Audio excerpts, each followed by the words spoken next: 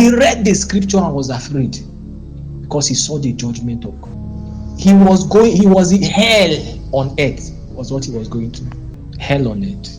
And then one day, anytime he saw the righteousness of God, it terrified him. He said, this righteousness is how God is so righteous that nobody is righteous in his sight. And that he will deal with the unrighteous squarely.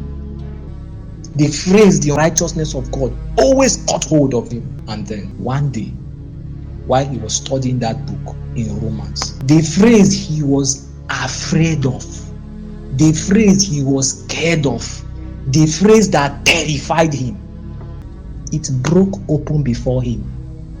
And for the first time, he saw that the righteousness of God meant the righteousness that God freely imputes by faith. God.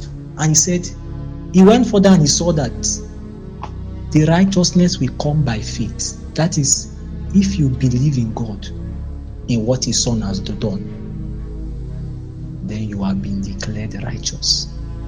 It rocked his world forever. All the pain, the accusation, they broke off from him. He said in his word that day he was born again. Then he saw that everything he did, works, all his works, fasting, not eating one food for 2 days, praying sleepless night, 48 hours, 72 hours, depriving the body, looking pale, haggard, and everything. He saw that it was not through that he will ever attain to the righteousness. That's why that guilt remained in his soul. You know what happened to him? His thought shifted. And he saw that the righteousness of God is not that righteousness. This is writing. It's not that righteousness in which, he said initially he saw that the righteousness of God is that righteousness in which God is righteous when he judges the unrighteous. But then he now saw that righteousness as the righteousness that God is, and that righteousness of God that he imputes to the unrighteous through faith in his son Christ Jesus.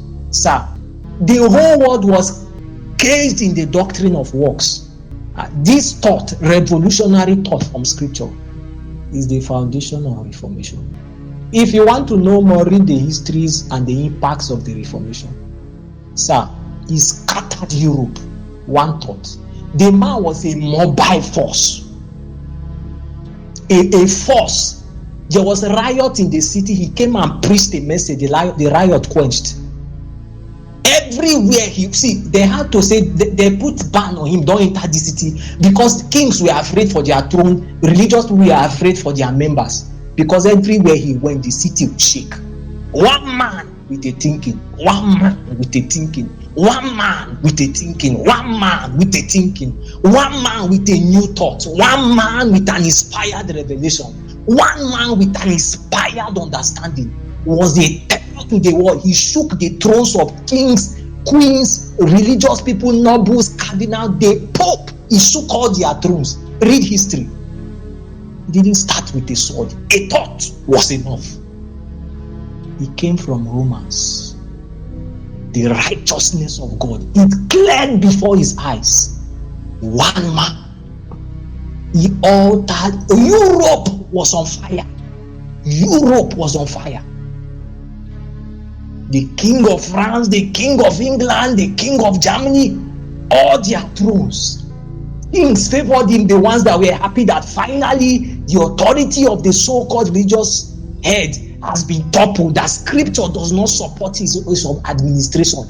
They became friends with him. This one got angry. This one, they feared him for his thinking. They couldn't harm him. He died in the midst of his loved ones. Kotosh mata teka siga kopolotos kopalata katia. His thought